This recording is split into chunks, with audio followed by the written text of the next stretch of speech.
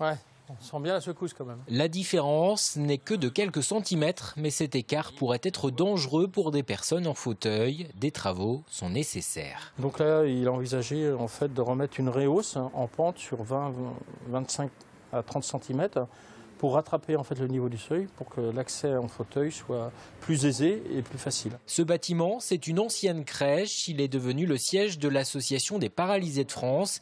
Il a donc fallu tout repenser pour que les locaux deviennent accessibles à tous.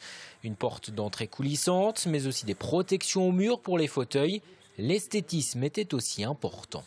Donc ici, on voit très bien qu'on a des zones claires, des zones plus foncées pour délimiter ici dans le cadre l'encadrement, mais aussi les poignées de maintien qui sont d'une couleur un peu plus foncée, dont la vue et la préemption pour les personnes malvoyantes est plus facile.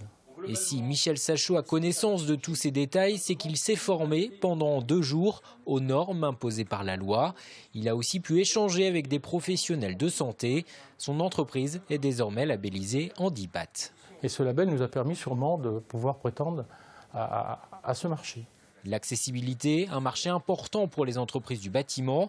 Rien qu'en Vendée, seuls 20% des lieux recevant du public se déclarent réellement accessibles à tous. C'est un chantier colossal. Il y a un parc de bâtiments qui a été conçu au fil du temps.